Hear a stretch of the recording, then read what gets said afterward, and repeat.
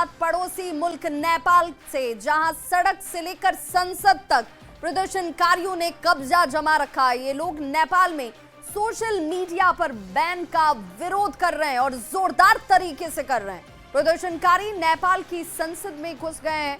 प्रदर्शन की वजह से क्या हालात हैं, इन तस्वीरों को देखकर आप अंदाजा लगा सकते हैं। दो तस्वीरें इस वक्त आपके टीवी स्क्रीन पर, जहां पर देखिए प्रदर्शनकारी किस तरीके से नेपाल की ये संसद है, जहां से कानून बनाए जाते हैं, जहां से संविधान का पालन कराया जाता है, उस संसद में अब ये प्रदर्शनकारी मौजूद हैं। प्रदर्शन की वजह से काठमांडू में फिलहाल कर्फ्यू लगा दिया गया है। प्रदर्शनकारियों पर पुलिस की तरफ से आंसू गैस के गोले का इस्तेमाल किया गया। दरअसल नेपाल में सोशल मीडिया को कानूनी दायरे में लाने की तैयारी चल रही है। विदेशी ऑनलाइन प्लेटफॉर्म्स को नेपाल में रजिस्टर करने को कहा गया है। कंपनियों को लोकल प्रतिनिधि नियुक्त करने के आदेश दिए गए हैं। जिन कंपनियों ने रजिस्टर नहीं किया उनको बैन किया गया है और इसी के खिलाफ ये आक्रोश की तस्वीर इस वक्त आप टीवी स्क्रीन पर देख पा रहे होंगे। और देखिए कैसे सड़कों पर बड़ी तादाद में 12,000 से ज्यादा प्रदर्शनकारी इस वक्त सड़क पर मौजूद हैं और सड़क तक ही क्यों, अब इनकी पहुंच संसद तक हो गई है। और नाराजगी किस रूप में कि जमकर प्रदर्शन और हंगामे के बाद देखिए हाथों में झंडे और बैनर के साथ ये अपनी नाराजगी को जाहिर करते हुए जेन ज़ी का आक्रोश आज सड़क से लेकर संसद तक देखने को मिल रहा है। ये लोग ओली सरकार के खिलाफ आर पार करने के अब मूड में हैं और तब इनकी पहुंच जो है सड़क से लेकर संसद तक नजर आती है। हालांकि एहतियात के तौर पर फिलहाल कर्फ्यू लगाया गया है और लोगों से एकत्रित न होने की अपील की जा रही है कि एक जगह पर आप एकत्रित ना हो। लेकिन हालात किस कदर इस वक्त बिगड़े हुए हैं, इन तस्वीरों के बाद समझना मुश्किल नहीं है। नेपाल में प्रदर्शनकारी जैसे एक तरीके से कब्जा जमा चुके हैं और इन तस्वीरों को देखकर आपको बांग्लादेश की याद ताज़ा हो जाएगी। वहां पर भारी सुरक्षा बल की तैनाती करनी पड़ी है, तो ऐसे में वहां का क्या आलम होगा ये अंदाजा लगाया जा सकता है। किस तरह से सरकार इनसे निपटेगी ये सबसे महत्वपूर्ण होगा। लेकिन ये नौजवान जो सड़कों पर उतरकर विरोध प्रदर्शन कर रहे हैं ओली सरकार का, ये पीछे हटने का नाम नहीं ले रहे हैं फिलहाल। तो देखिए जो प्रदर्शनकारी हैं वो सरकार के इस फैसले से नाखुश हैं। नाराजगी अब विरोध में, प्रदर्शन में तब्दील हो चुकी है। उनका सीधे तौर पर यह कहना है कि सोशल मीडिया प्लेटफॉर्म एक मजबूत और इस वक्त युवाओं के लिए एक बड़े टूल के जैसा है। और जेन ज़ी की बात कर लीजिए, अल्फा जेन की बात कर लीजिए, ये वो वर्ग है जिसके लिए एक तरीके से इस सोशल मीडिया प्लेटफॉर्म पर रोक या प्रतिबंध लगाना नेपाल सरकार के लिए इस वक्त गले की हड्डी साबित हो रही है। ये तस्वीर जो आप देख पा रहे हैं ये उस संसद की तस्वीर है जहां आपको ये भीड़ दिख रही होगी। तो भारी विरोध का सामना करना पड़ सकता है सरकार को, ओली सरकार को। और यही वजह है कि आज सुबह में जब फोर्स की तैनाती शुरू हुई थी उस समय नौजवान जैसे ही फोर्स सड़क पर उतरे, पुलिस के जवान सड़कों पर उतरे, उसी समय ये नौजवान भी धीरे धीरे बढ़ते चले गए। और जो जानकारी मिल रही है उसके मुताबिक 12,000 की संख्या में अभी भी काठमांडू के सड़कों पर ये नौजवान उतरकर विरोध प्रदर्शन कर रहे हैं। तो ये इनका विरोध प्रदर्शन सरकार के ऊपर भारी पड़ सकता है क्योंकि ये पीछे हटने का नाम नहीं ले रहे हैं। और जिस तरह से इनको जन समर्थन भी मिल रहा है नेपाल में, ये सरकार के लिए काफी चिंता का विषय है। हालांकि सरकार इतना जरूर कह रही है कि आने वाले कुछ घंटों में इन लोगों से बात किया जाएगा, इनको समझाने की कोशिश की जाएगी क्योंकि सोशल मीडिया का काफी दुरुपयोग भी नेपाल में हो रहा है। ऐसा सरकार की तरफ से आरोप लगाए जा रहे हैं, अपने पक्ष रखे जा रहे हैं। लेकिन इन युवाओं का साफ तौर पर यह मानना है कि जो सोशल मीडिया पहले से एक्टिव है, जिस पर युवा पहले से उपयोग जिसका करते आ रहे हैं, उस पर बैन लगाने वाली सरकार कौन होती है, क्यों उन पर बैन लगाया जा रहा है। और यही वजह है कि ये सड़कों पर उतरकर विरोध प्रदर्शन कर रहे हैं ओली सरकार के खिलाफ। तो ओली सरकार की मुश्किलें इस वक्त देखिए किस तरीके से बढ़ी हुई हैं, जिसमें युवा ये कह रहे हैं कि सोशल मीडिया प्लेटफॉर्म पर अगर प्रतिबंध लगाया जाता है तो फिर हालात चिंताजनक हो सकते हैं। और इस वक्त इस तस्वीर को देखकर सरकार की तरफ से अब कोशिश ये की जा रही है, ओली सरकार की तरफ से अब ये सूत्र जो जानकारी दे रहे हैं कि इनसे वार्ता करने की कोशिशें अब शुरू होंगी ताकि इन्हें बताया जा सके, समझाया जा सके।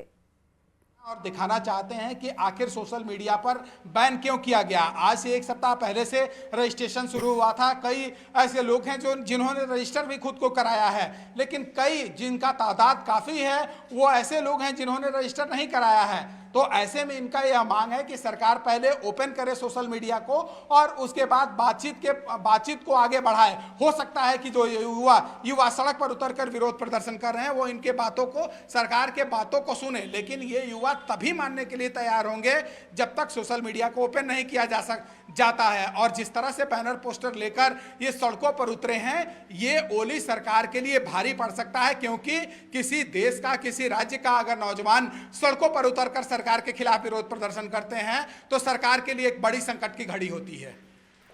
तो बिल्कुल इस वक्त नेपाल सरकार के लिए संकट की घड़ी के तौर पर यह देखा जा रहा है, क्योंकि आक्रोश युवाओं का सोशल मीडिया प्लेटफॉर्म्स पर प्रतिबंध लगाने को लेकर है। वार्ता करने के लिए ये युवा सीधे तौर पर कह रहे हैं कि भाई आप पहले प्रतिबंध हटाइए, उसके बाद बातचीत का रास्ता खुलेगा। और ये तर्क समझ परे है कि आपने पहले से इस्तेमाल हो रहे प्लेटफॉर्म्स पर विराम लगाया। हालांकि सरकार का तर्क अपनी जगह पर, सरकार ये कह रही है। अब देखिए 3 तस्वीरों के जरिए से आप समझिए हालात कैसे हैं। पहली तस्वीर जहां पर प्रदर्शनकारी संसद भवन तक पहुंच गए, और दूसरी तस्वीर में सड़कों से लेकर आक्रोश की ये तस्वीर जहां पर बड़ी संख्या में अब पुलिस बल की तैनाती, सुरक्षा कर्मी आपको दिख रहे होंगे। वहीं तीसरी तस्वीर जहां पर लोगों का समर्थन इन युवाओं के हौसलों को और बुलंद कर रहा है। हालांकि प्रधानमंत्री की तरफ से, नेपाल के प्रधानमंत्री की तरफ से क्या कुछ कहा गया, जरा वो भी सुन लीजिए। नेपाल का नाम कहलिएका ठुला बुद्धिजीवी हूँ भन्नेहरू के भन्ने आँट गर्दैनन् भने बिचराहरूको यो हामी हुन त सिमानाको छलफल, सार्वभौम सत्ताको छलफल, स्वाधीनता र स्वतन्त्रताको छलफल गरिरहेका छौँ नि। मान्छे पहिले आफै स्वतन्त्र छैन, आफ्नै खोपडी स्वतन्त्र छैन, आफै चिन्तन स्वतन्त्र ढङ्गले चिन्तन गर्न सक्दैन भने अनि त्यसले स्वतन्त्रता कहाँबाट स्वतन्त्र ल्याउँछ? अलि घाक बुद्धिजीवीहरूको एउटा घाक पत्रिकामा आज एउटा इन्टरभ्यू देखाएको थिएँ मैले, भव्य तस्बिर समेत, व्यक्तित्ववाला तस्बिर समेत आएको थियो। मेसेज बुझ्न नसक्ने, मेसेन्जर माथि नियन्त्रण गर्ने भन्ने तुकबन्दी कस्तो राम्रो छ। मैसेज। तो केपी शर्मा ओली जो कि नेपाल के प्रधानमंत्री हैं, उनको आप सुन रहे थे। उन्होंने कहा कि आज़ादी, स्वतंत्रता का मतलब किस रूप में देखते हैं लोग, इसे सरकार को भी समझाने की ज़रूरत है। जिस तरीके से सोशल प्लेटफॉर्म्स का दुरुपयोग किया जा रहा है उस पर प्रतिबंध लगाने की जिम्मेदारी भी सरकार की बनती है, और इसीलिए ये प्रतिबंध लगाने की कवायद शुरू की गई है। हालांकि देखिए विरोध की ये तस्वीरें जो हैं वो आपके सामने हैं, जहां नेपाल की सड़कों पर आज युवा जो हैं वो उतर चुके हैं, और बड़ी संख्या में पुलिस बल की तैनाती है जो इन्हें रोकने का प्रयास कर रही है, क्योंकि अब इन्हें उन इलाकों तक जाने से रोका जा रहा है जहां पर जाना प्रतिबंधित है। काठमांडू में संसद तक हालांकि भीड़ की पहुंच हो चुकी है। हजारों की संख्या में जो प्रदर्शनकारी हैं वो वहां पर पहुंचकर बवाल कर रहे हैं, हंगामा किया जा रहा है पुलिस के साथ भिड़ंत के बाद। हालांकि अब सेना जो है वो सड़क पर उतर चुकी है हालात को काबू में करने के लिए, कंट्रोल में लाने के लिए, लेकिन ये इतना आसान नहीं है। माइकिंग के जरिए इन्हें समझाने का प्रयास, इन्हें रोकने का प्रयास भी लगातार किया जा रहा है। संसद से लेकर सड़क तक बवाल की ये तस्वीर चिंता पैदा करती हैं प्रदर्शनकारियों पर। हालांकि स्थिति को कंट्रोल में करने के लिए आंसू गैस के गोले तक का इस्तेमाल किया गया, लेकिन भीड़ अब भी बेकाबू नजर आ रही है। अब देखिए प्रधानमंत्री के साथ साथ राष्ट्रपति के आवास की सुरक्षा को भी बढ़ा दिया गया है। सोशल मीडिया पर बैन के बाद विरोध करते हुए ये जैनजी जो हैं वो सड़कों पर अब उतर चुके हैं, और सीधे तौर पर कहा जा रहा है 4 सितंबर की तारीख थी जब 26 ऐप पर बैन लगाए गए। 8 सितंबर को युवा जो है सड़क पर उतर चुके हैं, और उनका ये कहना है कि कोई बातचीत नहीं होगी, कोई वार्ता नहीं होगी जब तक आप इस बैन को हटाते नहीं हैं, क्योंकि ये हमारे अधिकारों का हनन है।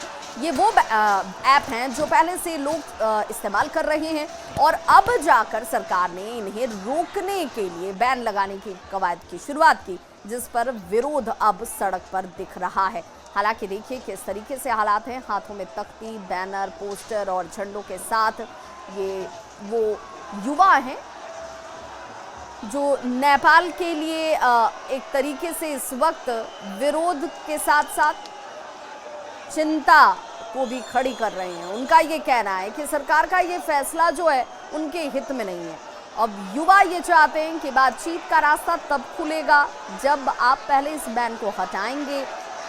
अब बड़ी संख्या में जैसे जैसे लोगों का समर्थन अब इस भीड़ को मिल रहा है, प्रदर्शनकारियों को मिल रहा है, और देखिए किस तरीके से बैनर पोस्टर के साथ ये युवा जो है सड़क पर है और इन्हें अब सेना जो है वो रोकने की कोशिश में जुटी हुई है, क्योंकि हालात जब पुलिस के काबू से बाहर जाने लगे तो सेना को उतारा गया है, क्योंकि बड़ी तादाद में ये युवा जो है सड़क पर हैं।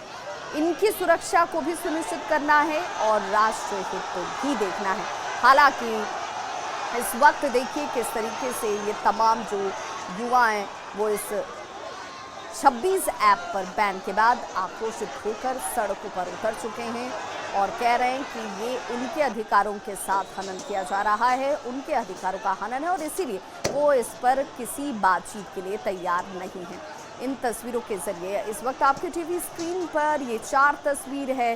नेपाल की सड़कों पर इस तरह की तस्वीर आने के बाद से अब चिंता, आपको इन तस्वीरों को देखकर बांग्लादेश की याद आ रही होगी, क्योंकि हाल के दिनों में बांग्लादेश में जिस तरीके से हालात बने उसके बाद से ये स्थिति न पैदा हो नेपाल में। अब सेना सड़क पर उतर चुकी है लोगों को समझाने के लिए। हालांकि बातचीत का रास्ता और उस बातचीत के रास्ते को कब अख्तियार किया जाएगा, कौन बातचीत की पहल करेगा, किस तरीके से इन्हें समझाने की कोशिश होगी, हालात को काबू में करने की कोशिश होगी, उसे देखना होगा। लेकिन इस वक्त जो तस्वीर है ये वो तमाम प्रदर्शनकारी हैं जो सड़क पर उतर चुके हैं और विरोध जाहिर कर रहे हैं। सोशल मीडिया प्लेटफॉर्म्स जो 26 ऐप हैं जिन पर 4 सितंबर को बैन लगाया गया, उसके बाद से आज ये सड़कों पर उतरकर अपनी नाराजगी को जाहिर करते हुए नेपाल में इन प्रदर्शनकारियों का एक तरीके से कह लीजिए कि कब्जा हो चुका है और संसद तक इनकी पहुंच हो चुकी है। कर्फ्यू लगाया गया, लेकिन सवाल तो ये भी उठता है कि इतनी बड़ी तादाद में जब युवा सड़क पर इकट्ठा हो रहे थे, पहुंच रहे थे, तो क्या वहां पर पुलिस को ये समझ नहीं आया और हालात जब उनके काबू से बाहर चले गए तब जाकर सेना की मदद ली जाती है, सेना को उतारा जाता है सड़कों पर। अब ऐसे में हालात ऐसे हैं कि आंसू गैस के गोले छोड़कर इन्हें तितर बितर करने की कोशिश शुरू की गई है। ये जो युवा संसद तक पहुंच गए थे और उसकी तस्वीर भी हम आपको दिखा रहे हैं कि कैसे हजारों की संख्या, तकरीबन जो आंकड़ा इस वक्त सामने आ रहा है, कहा जा रहा है कि तकरीबन 12,000 युवा हैं जो प्रदर्शनकारी हैं वो सड़कों पर इस वक्त इकट्ठा हैं। हालांकि ये संख्या बढ़ती जा रही है और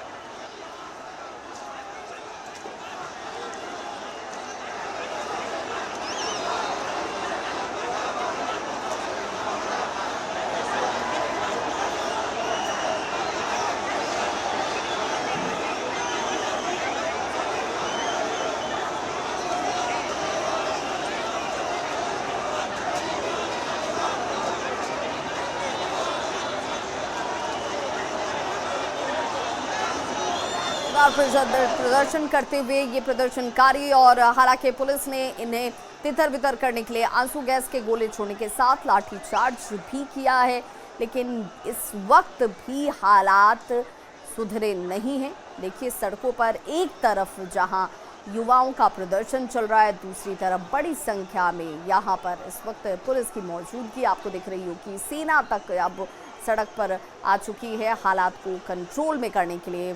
पुलिस के साथ भिड़ंत के बाद हालात और ज़्यादा बेकाबू नजर आए और इन 4 तस्वीरों में हालात को समझा जा सकता है। ये कहा जा रहा है कि जिन ऐप्स पर बैन लगाए गए हैं वो ऐप्स पहले से काम कर रहे थे, उस पर लोग जो हैं वो काफ़ी वक्त से एक्टिव हैं और इस वजह से अब अचानक से सरकार का ये फैसला जो है उनके हित में नहीं है और युवा इसी का विरोध भी कर रहे हैं। लेकिन विरोध इस रूप में नजर आएगा, सरकार और इस सरकार ने ऐसा सोचा नहीं होगा। आपने नेपाल के प्रधानमंत्री ओली का बयान भी सुना जिसमें उन्होंने कहा कि ठीक है, व्यक्तिगत अधिकारों की बात आप करते हैं, स्वतंत्रता की बात करते हैं, विचारों के अभिव्यक्ति की बात करते हैं, लेकिन अगर उसी अभिव्यक्ति से, उसी विचार से अगर राष्ट्र को नुकसान पहुंचता है, अगर उस दृष्टिकोण से देखा जाए तो बैन प्रतिबंध लगना भी ज़रूरी है। और इसीलिए ऐसे 26 ऐप्स हैं जहां जिन पर ये प्रतिबंध लगाए गए हैं, लेकिन युवा जो हैं अब इसे लेकर अपनी आवाज़ को बुलंद करते हुए और प्रदर्शन करते हुए सड़कों पर बड़ी संख्या में इकट्ठा हो चुके हैं। अब ऐसे में ये हालात कैसे सामान्य होंगे, ये सबसे बड़ी चिंता का सबब इस वक्त बन रहे हैं।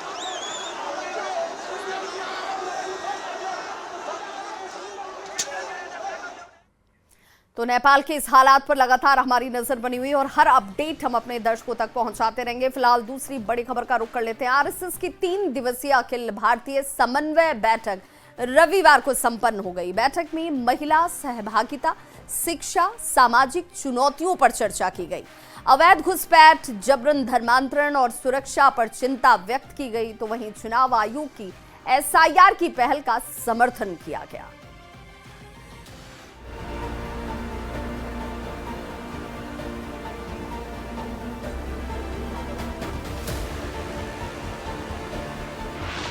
संपन्न हुई आरएसएस की समन्वय बैठक। 3 दिन का महामंथन, पंच परिवर्तन का प्रण, एसआईआर को समर्थन, धर्मांतरण पर चिंतन। जोधपुर में आरएसएस की अखिल भारतीय समन्वय बैठक का रविवार को समापन हो गया। 3 दिन तक चले महामंथन में एसआईआर, धर्मांतरण, अवैध घुसपैठ, महिला सशक्तिकरण, शिक्षा, सामाजिक समरसता जैसे अहम विषयों पर गहन चर्चा हुई। आरएसएस प्रचार प्रमुख सुनील आम्बेकर ने निष्पक्ष चुनाव एसआईआर को सही ठहराया। चुनाव आयोग पहले भी ऐसी पहल कर चुका है और वो लगातार करते हैं। मुझे लगता है कि ये पहल स्वागत योग्य है और हमारे देश में एक पारदर्शी तरीके से और निष्पक्ष तरीके से अपने चुनाव होने की दृष्टि से चुनाव की जो मतदाताओं की सूची है उसका निश्चित परीक्षण समय समय पर होना आवश्यक है और उस दृष्टि से चुनाव आयोग की ये पहल स्वागत योग्य है। सुनील आम्बेकर ने जबरन धर्मांतरण को सामाजिक उपद्रव करार दिया, जिसे भारत की अखंडता और सुरक्षा के खिलाफ एक साजिश बताया। उन्होंने वागड़ इलाके के हालात पर भी चिंता जाहिर की। बैठक के बाद पश्चिम बंगाल में घुसपैठ के मुद्दे पर विचार रखे गए। साथ ही बांग्लादेश के बदलते हालात के लिए घुसपैठ को एक बड़ी समस्या बताया गया। बैठक में संघ के शताब्दी वर्ष और पंच परिवर्तन यानी पर्यावरण, कुटुंब प्रबोधन, नागरिक कर्तव्य आदि पर भी योजनाओं का खाका खींचा गया। ये तय हुआ कि शताब्दी वर्ष केवल एक आयोजन न होकर नए संकल्पों की शुरुआत बनेगा। जोधपुर से न्यूज़ 18। कभी नरम तो कभी गरम, अमेरिका से रिश्तों में ट्रंप के तेवर बदलते रहे हैं, लेकिन अब पीएम मोदी ने भी ट्रंप को दोस्ताना अंदाज में जवाब दिया। सवाल ये कि क्या टैरिफ के पेंच से बाहर निकल पाएंगे भारत और अमेरिका के रिश्ते?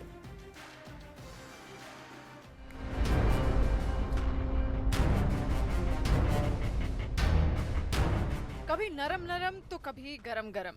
टैरिफ विवाद के बाद भारत और अमेरिका के रिश्ते यूं ही आगे बढ़ रहे हैं। कभी ट्रंप भारत को कोसने लगते हैं तो कभी अमेरिका का सबसे बड़ा साझेदार बताने लगते हैं। अमेरिका से तनावपूर्ण संबंधों के बीच पहली बार प्रधानमंत्री मोदी ने डोनाल्ड ट्रंप के बयान पर प्रतिक्रिया दी है।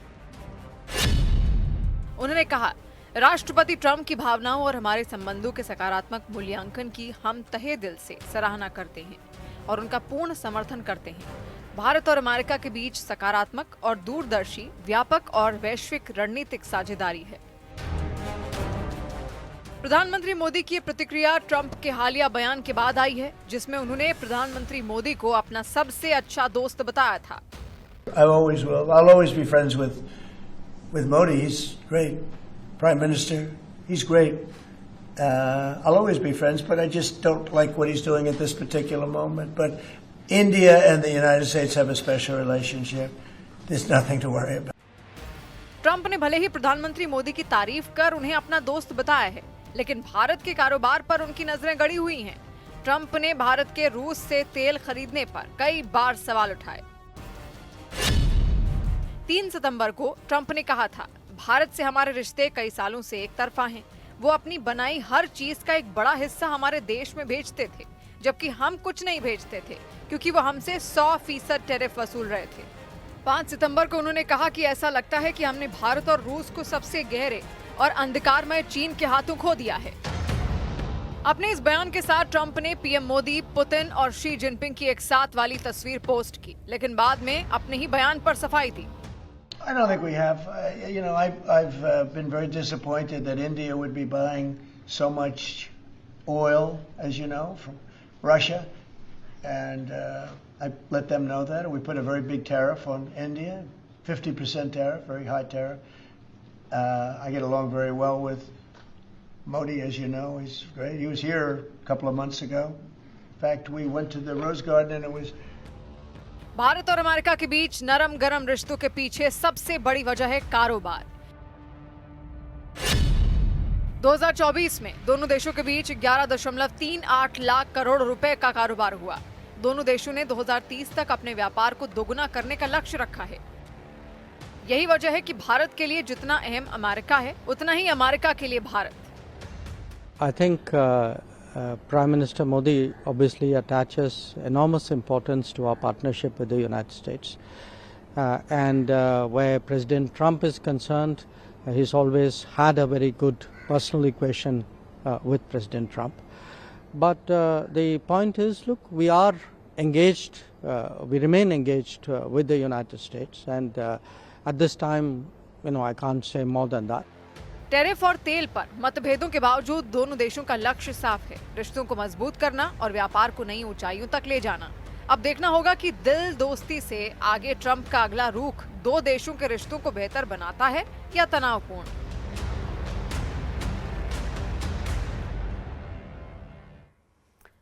दिल्ली में ऐतिहासिक लाल किले के सामने चल रहे जैन धर्म के बड़े धार्मिक आयोजन से करोड़ों का कलश चोरी होने का मामला सामने आया है।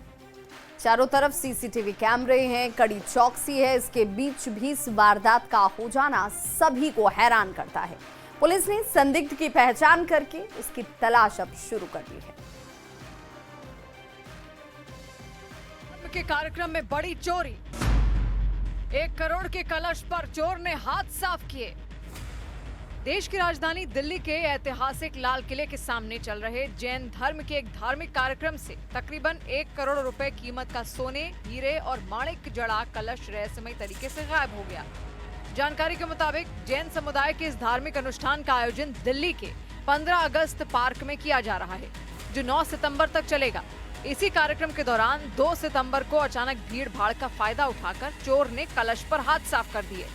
ये बुधवार को चोरी हुई थी और पूजा के बाद जिनका सामान गया है वो जब उठ के आए हैं तब जाके हमें पता चला है कि इस तरह का सामान उनका बैग गायब हुआ है। कलश और एक झारी थी, पूजा से संबंधित सामान था और वो यहाँ से पूरा बैग लेके चला गया। पहले भी मेरी जानकारी के हिसाब से 3 बार 3 मंदिरों को टारगेट कर चुका है। उनमें से एक जैन लाल मंदिर है लाल किले के सामने। जैन धर्म के इस बड़े धार्मिक आयोजन में बीते मंगलवार को कई बड़ी हस्तियां पहुंची थी, जिनमें लोकसभा स्पीकर ओम बिरला भी शामिल थे। स्वागत और समारोह की चहल पहल के बीच सोने का ये बेशकीमती कलश मंच से ही चोरी हो गया। चोरी हुए कलश की कीमत तकरीबन 1 करोड़ बताई जा रही है। 760 ग्राम सोने के इस कलश में 150 ग्राम हीरे, माणिक और पन्ने जड़े थे। चोरी की जानकारी मिलते ही दिल्ली पुलिस और सुरक्षा एजेंसियां अलर्ट हो गईं। बताया जा रहा है कि पुलिस ने सीसीटीवी फुटेज के जरिए संदिग्ध की पहचान कर ली है। शक के घेरे में आए संदिग्ध का चोरी करते हुए एक और पुराना वीडियो सामने आया है। बताया जा रहा है कि ये शख्स पिछले 1.5 साल से इसी तरह जैन मंदिर में चोरियों को अंजाम दे रहा है। तो स्पेशल रिपोर्ट में आज बस इतना ही, लेकिन न्यूज़ 18 बिहार झारखंड